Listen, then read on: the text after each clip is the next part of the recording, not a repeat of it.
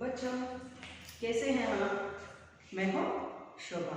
बच्चों आइए आज हम नफ़े के चक्कर में नवी कक्षा के गद्य पाठ नफ़े के चक्कर में इस गद्य पाठ के बारे में दूसरे भाग के गद्य पाठ के बारे में जानकारी प्राप्त करेंगे।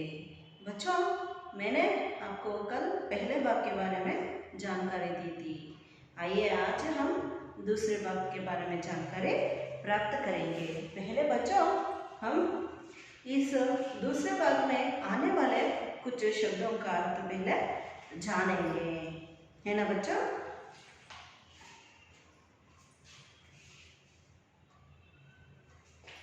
फुर्ती,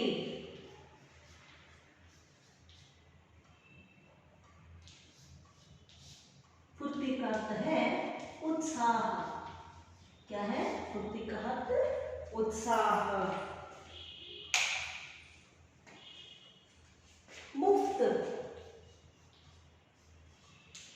मुफ्त का अर्थ निःशुल्क।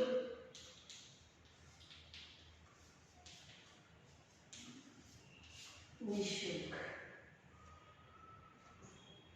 झूलना, झूलना का अर्थ है लटकाना। लटकाना। मामला, मामला, मामला का अर्थ है विषय। क्या है? विषय। मेहरबानी, मेहरबानी यानी कृपा। कसकर, कसकर। मजबूती। क्या है? मजबूती। मजबूती से। पसीना पसीना हो। चकराना, चकराना यानी घूम जाना।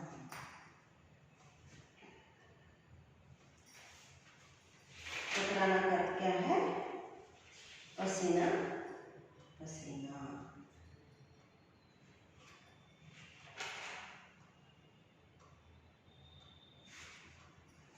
बच्चों और एक शब्द है फूले ना समाना। फूले ना समाना।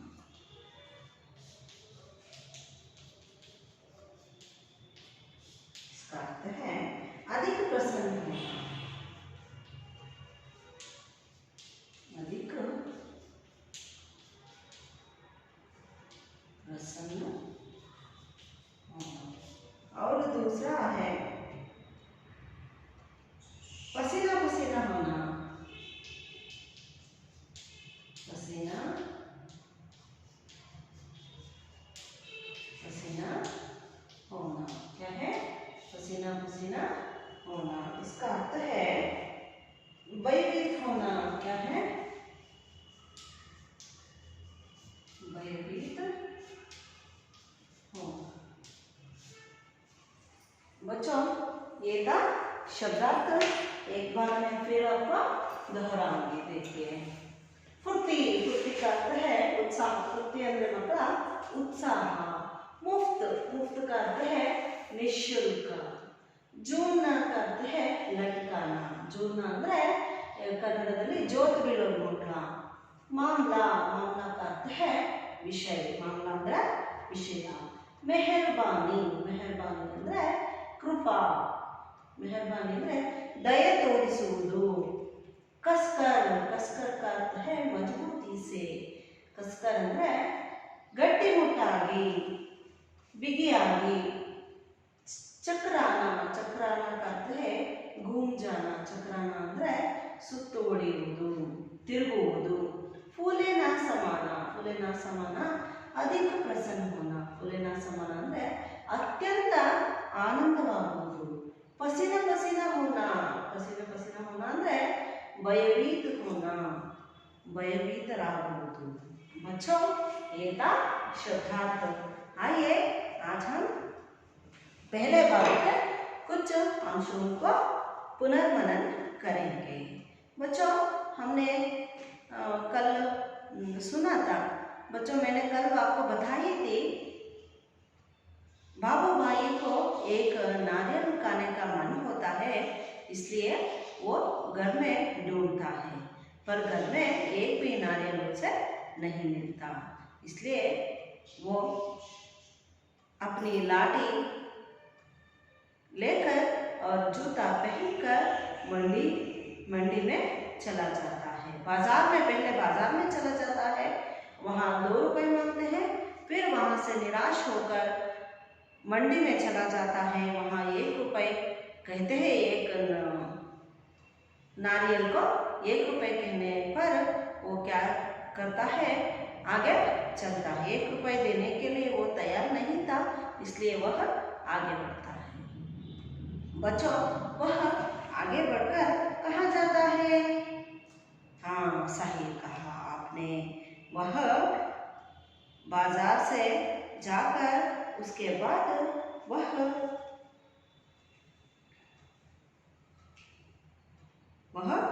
कहाँ जाता है? बंदरगाह पर जाता है। वहाँ पर उसे क्या कहते हैं? 50 पैसे कहते हैं। 50 पैसे, 1 रुपए भी खर्च करने के लिए तैयार नहीं था बाबू भाई। बच्चों इसलिए वह बंदरगाह पर चले जाता है। वहाँ तो 50 पैसे को कहता है नारियल वाला, एक नारियल को 50 पैसे कहने पर वहाँ भी बाबू भाई निराश होता है। बच्चों वो कंजूस होता है, इसलिए 50 पैसे देने के लिए भी वह तैयार नहीं था। इसलिए वह कहता है, बेटा नारियल मुझे 25 पैसे में दे दो, ऐसा कहता है। इसलिए वह कहता है, नाव वाला कहता है, तुम्हें मुफ्त में नारियल चाहिए तो तुम बगीचे में चले जाओ, ऐसा कहता है। इसलिए बाबू भाई ने और क्या करता, आपको अपनी अभिलाषा का तो पूर्ण करना ही था, इसलिए वह बगीचे में आ जाता है।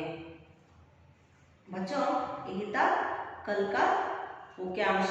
अब आगे बढ़ेंगे बच्चों, मैं पहले वाचन करूंगी, आप सुनते जाइए। मैं जैसे बोलती हूँ आप भी वैसे ही पाठ को पढ़ना चाहिए। बाबू भाई ने फिर अपने आप को समझाया, इतनी दूर आया हूँ, अब बगीचे तक जाने में अर्जी क्या है। सच बात तो यह थी कि वे काफी थक चुके थे, मगर 25 पैसे बचाने के ख्याल से ही उनमें फुर्ती आ गई। बाबू भाई नारियल के बगीचे में पहुंच गए। वहां के मालिक को देखकर उससे पूछा, यह नारियल कितने में बेचोगे? माली ने जवाब दिया, जो पसंद आए ले जाओ काका, बस 25 पैसे का एक। हे भगवान, 25 पैसे? पूरा रास्ता पैदल लाने के बाद भी? मेरी बात मानो, एक नारियल मुफ्त में ही दे दो। हाँ देखो मैं कितना थक गया हूँ। बाबू भाई की बात सुनकर माली ने कहा, अरे काका, मुफ्त में चाहिए ना, पेड़ पर चढ़ जाओ और जितने चाहे तोड़ लो। सच? जितना चाहूं ले लो? बाबू भाई तो खुशी से फूले ना समाये। उन्होंने जल्दी जल्दी पेड़ पर चढ़ना शुरू कर दिया। पेड़ पर चढ़ते चढ़ते बाबू भाई ने सोचा, बहुत अच्छे, मेरी तो किस्मत खुल गई, जितने नारियल चाहे तोड़ लो और पैसे भी ना दो, क्या बात है। बाबू भाई ऊपर पहुंच गए और दोनों हाथों को आगे बढ़ाने लगे, सबसे बड़े नारियल को तोड़ने के लिए। सब पैर फिसल गया। बाबू भाई ने एकदम से नारियल को पकड़ लिया। उनके दोनों पैर हवा में झूलते रह गए। बाबू भाई चिल्लाने लगे, अरे भाई मदद करो। उन्होंने नीचे नीचे खड़े माली से विनती की। माली ने कहा, वो मेरा काम नहीं काका, मैंने सिर्फ नारियल लेने की बात की थी, बाकी सब तुम्हारे और तुम्हारे नारियल के बीच का मामला है। तभी ऊंट पर सवार एक आदमी वहां से गुजरा। अरे ओ बाबूभाई जोर जोर से बुलाने लगे, ओ ऊंट वाले, मेरे पैर वापस पेड़ पर टिका दो ना, बड़ी मेहरबानी होगी।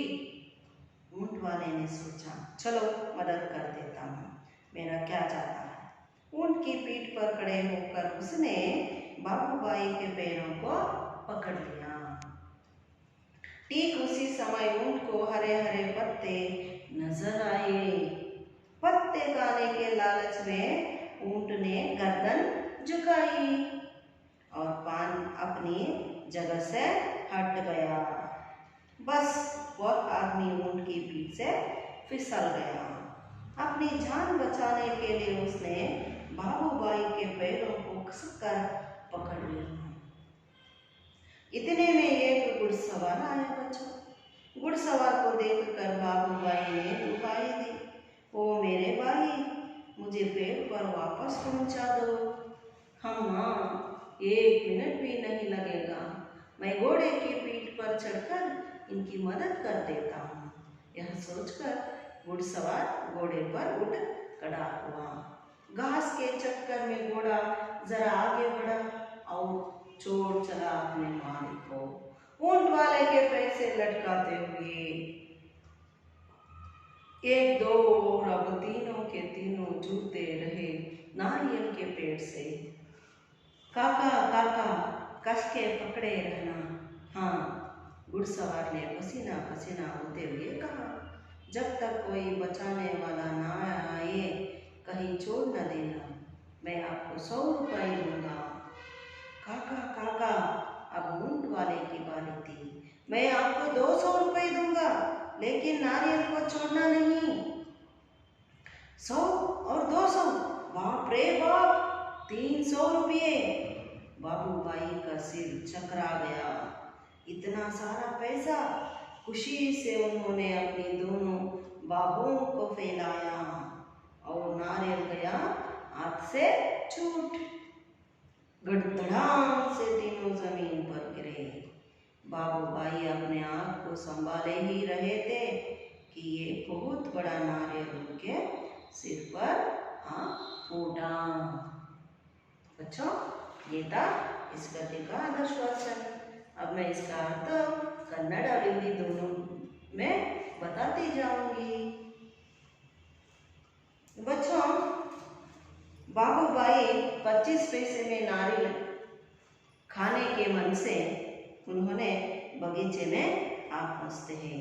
अपने आप को बहुत समझाते हैं और कहते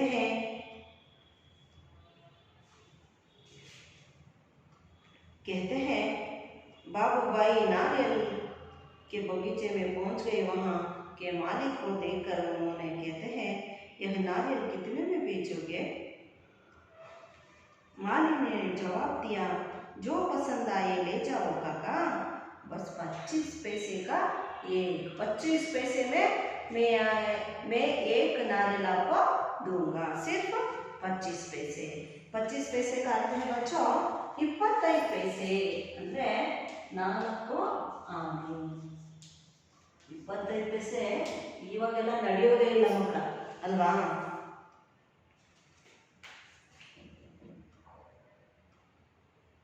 हे भगवान, देखो उनके बातें सुनकर बाबूभाई को दुख होता है।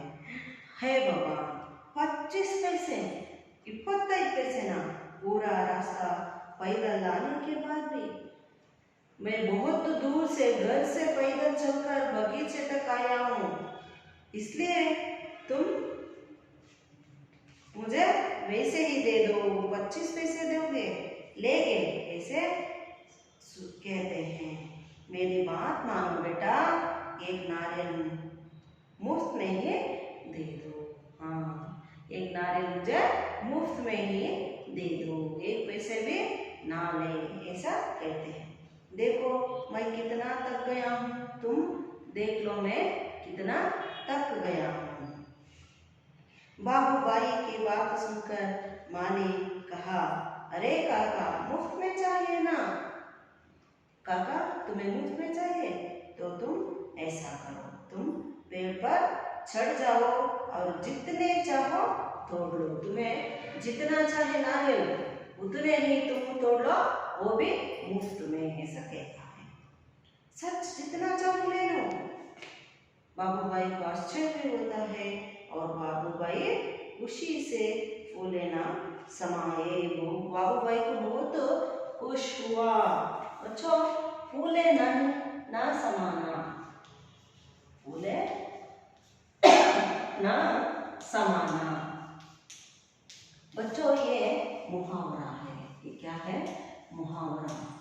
मुहावरा है बच्चों। इसका अर्थ है अत्यंत आनंद होना। अत्यंत आनंद होना।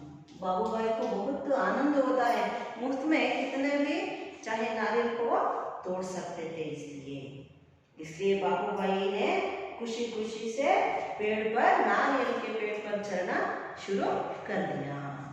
पेड़ पर चढ़ते चढ़ते बाबूबाई सोच रहे थे, बहुत अच्छा हुआ, मेरी किस्मत तो खुल गई। मैं जितना चाहे नारियल तोड़ सकता हूँ और एक भी पैसे नहीं देना है। यह सोचकर बाबूबाई बहुत खुश हुए। बाबूबाई ऊपर पहुंच गए और दोनों हाथों के आगे बढ़ाने लगे, सबसे बड़े नारियल को तोड़ने के लिए। देखो बच्चों, कितनी बाबूबाई जी को कितना इच्छा थी नारियल खाने के लिए। उन्होंने पेड़ पर चढ़ते दोनों हाथों को बड़े नारियल तोड़ने के लिए फैलाते हैं। जक करके पैर, बाबूबाई के पैर फिसल जाते हैं। बाबूबाई ने एकदम से नारियल को पकड़ लेते हैं और दोनों पैर हवा में झूलते रह जाते हैं। बाबूबाई जोर जोर से चिल्लाने लगते हैं, अरे भाई, मदद करो। उन्होंने नीचे खड़े माली से विनती करते हैं। माली कहता है, वो मेरा काम नहीं काका, मैंने सिर्फ नारियल लेने की बात की थी, बाकी सब तुम्हारे और तुम्हारे नारियल के बीच का मामला है। मैं आपको कोई सहायता नहीं कर सकता, ऐसा कहता है। तभी ऊंट पर सवार होकर वहाँ एक आदमी गुजरता है। बच्चों, यहाँ पर मेरे पास ऊंट का चित्र है, पुराना चित्र है बच्चों, आप देख सकते हैं। बच्चों, ये है ऊंट, पहला ऊंट है, यहाँ पर घोड़ा है। आप इस चित्र में देख सकते हैं, ऊंट भी है और घोड़ा भी है बच्चों। और ये है बाबूबाई का चित्र, देखा आप? ये क्या है? बाबूबाई का चित्र है। और बच्चों, यहाँ पर रेगिस्तान में ऊंट सवार करते हुए आपको नजर आता है इस चित्र में। ये भी देख लीजिए, आगे पाठ में बताना है ना आपको, इसलिए। देखा, ऊंट पर सवार होकर रेगिस्तान में लोग जा रहे हैं। बच्चों, यहाँ पर एक ऊंट वाला दिखाई देता है, तब वो बाबूबाई को बहुत खुश होता है। अरे वो बाबूबाई जोर जोर से उसे बुलाने लगते हैं, मेरे पैर वापस पेड़ पर टिका दो ना, बड़ी मेहरबानी होगी, ऐसा कहता है। बहुत कृपा होगी, मेरे पैर को पेड़ पर टिका देना, ऐसा कहते हैं। ऊंट वाला सोचता है, चलो इसे मदद कर देता हूँ। ऐसा सोचकर उन्होंने ऊंट की पीठ पर खड़े होकर बाबूबाई के पैरों को पकड़ लेते हैं। ठीक उसी समय उनको हरी हरी घास नजर आने पर, हरे हरे पत्ते नजर आने पर, पत्ते खाने के लालच में, क्या है?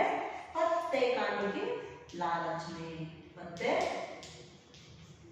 पत्ते खाने के लालच में ऊंट आगे चला जाता है। गर्दन झुकाता है और ये अपने जगह से जाता है। बस वह आदमी ऊंट की पीठ से फिसल कर अपनी जान बचाने के लिए उसने बाबूबाई के पैरों को कसकर पकड़ लेता है। कसकर का क्या है बच्चों? मजबूती से पकड़ लेता है। इतने में एक घुड़सवार वहां आता है। घुड़सवार को देखकर बाबूबाई ने दुहाई देते हैं, तुम्हें भला होगा, तुम्हारा जीवन अच्छा होगा, ऐसा दुहाई देना। कहते हैं, ओ मेरे भाई, मुझे पेड़ पर वापस पहुंचा दो, ऐसा दुहाई देता है। 1 मिनट भी नहीं लगेगा। ऐसा सोचकर घुड़सवार ने भी घोड़े के पीठ पर चढ़कर इनकी मदद करने का बात सोचकर घोड़े पर उठ खड़ा होता है। घास के चक्कर में घोड़ा जरा आगे बढ़ जाता है और छोड़ चला अपने मालिक को ऊंट वाले के पैरों से लटकते हुए। अब देखिए बच्चों, घुड़सवार भी ऊंट वाले के पैरों को मजबूती से पकड़ा और वो भी लटकते हुए दिखाई दिया। 1, 2 और तीनों के तीनों जुड़ते रहे नारियल के पेड़ से। आपको यहाँ पर चित्र में आप देख सकते हैं बच्चों, इस आपकी किताब में चित्र में आप देख सकते हैं, है ना बच्चों? बाबूबाई है पहले, बाद में ऊंट वाला है और तीसरा है घुड़सवार भी लटक रहा है। ये तीनों के तीनों कैसे दिखा रहे हैं? मनोविनोद, यानी हमें तो हंसी आ रही है बच्चों, आपको अर्थ बताने में ऐसे दिखाई दे रहे हैं। बच्चों यहाँ पर देखिए, आगे बढ़कर आपको यहाँ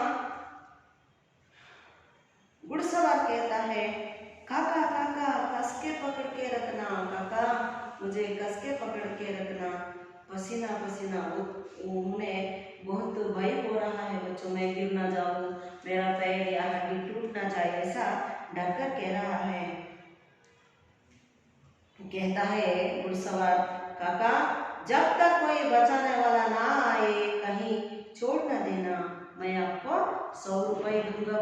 काका आपको मजबूती से नारियल को पकड़ के रखना, ऐसा कहता है। ये कहने के बाद ऊंट वाला भी कहना लगता है बच्चों, काका मैं आपको 200 रुपये दूंगा, लेकिन नारियल को मत छोड़ना। देखिए बच्चों, दोनों में ऊंट वाले और घुड़सवार दोनों ही बाबूबाई को पैसे देने की लालच देते हैं। 100 और 200 ऐसे सोचकर बाप रे बाप 300 रुपये। बाबूबाई का सिर चकरा जाता, आश्चर्य हो जाता है। बाबूबाई को सिर घूमने लगता है। देखिए बच्चों, वो पहले ही 2 रुपये देकर नारियल लेकर वो पी जाते या खा जाते तो इतनी दूर तक के आना नहीं होता था। वो तो बहुत कंजूस निकले थे, इसलिए 25 पैसे देने के लिए भी वो तैयार नहीं थे। अब 300 रुपये वैसे ही मिल जाने पर वो बहुत आनंदित होते हैं और उनका सिर घूम जाता है। खुशी से उन्होंने अपने दोनों बाहों को फैलाते हैं और नारियल हाथ से छूट जाते हैं और तीनों के तीनों धड़ाम से जमीन पर गिर जाते हैं। बाबूबाई अपने आप को संभाल कर उधर जाने के लिए तैयार होते रहते हैं, तभी एक बहुत बड़ा नारियल उसके सिर पर आकर टूट जाता है। बच्चों, ये था नफे के चक्कर में, यानी कंजूस ना होइए, जितना पैसे जहाँ खर्च करना है आपको जरूर करना है। ये तो भगवान की मर्जी होता है बच्चों, कंजूस नहीं होना चाहिए, ज़्यादा कंजूसी नहीं करना चाहिए बच्चों। मैं आपको एक बार कन्नड़ में कहूँ, ಮಕ್ಕಳ ಇಲ್ಲಿ ಬಾಬುಬಾಯಿ 25 ಪೈಸೆನೂ ಕೂಡ ಕೊಡೋದಕ್ಕೆ ರೆಡಿ ಇರೋದಿರಲಿಲ್ಲ. ಅವನೇನು ಮಾಡ್ತಾನೆ, ಎಳೆನೀರಿನ ತೋಟಕ್ಕೆ ಬರ್ತಾನೆ. ಅಲ್ಲಿ ಮಾಲಿಗೆ ಹೇಳ್ತಾನೆ, ಅಪ್ಪ ನಾನು ಅಷ್ಟು ದೂರದಿಂದ ನಡೆದು ಬಂದಿದ್ದೇನೆ, ನನಗೆ ಹಾಗೆಯೇ ಪುಕ್ಕಟೆಯಾಗಿ ಒಂದು ಎಳ್ನೀರನ್ನು ಕೊಟ್ಬಿಡಪ್ಪ, ನೋಡು ನನಗೆ ಎಷ್ಟೊಂದು ವಯಸ್ಸಾಗಿದೆ, ನಾನು ತುಂಬಾ ಸುಸ್ತಾಗಿದ್ದೇನೆ ಅಂತ ಅಂದಾಗ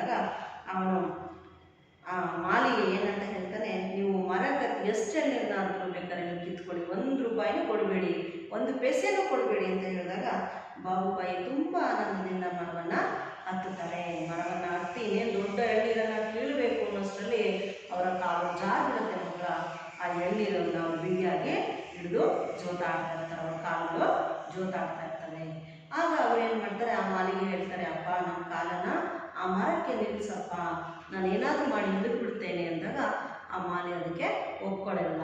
ನಾನು ಏನಂತ ಹೇಳಿದ್ದೆ, ನೀವು ಎಳ್ನೀರು ಎಷ್ಟು ಬೇಕಾದರೂ ಕಿತ್ಕೊಳ್ಳಿ ಅಂತ ಹೇಳಿದ್ದೆ, ನಿಮ್ಮ ಮತ್ತೆ ಮರದ ನಡುವಿನ ವಿಷಯ, ಅದು ನಾನು ಮಾತ್ರ ಎಂಟ್ರಿ ಆಗಲ್ಲ ಕಾಕ ಅಂತ ಹೇಳ್ತಾನೆ. ಆವಾಗ ಬಾಬುಬಾಯಿಗೆ ತುಂಬ ನಿರಾಶೆ ಆಗುತ್ತೆ. ಹಾಗೆ ಯಾರು ಬರ್ತಾರೋ ಅಂತ ನೋಡ್ತಾ ಇರ್ತಾರೆ.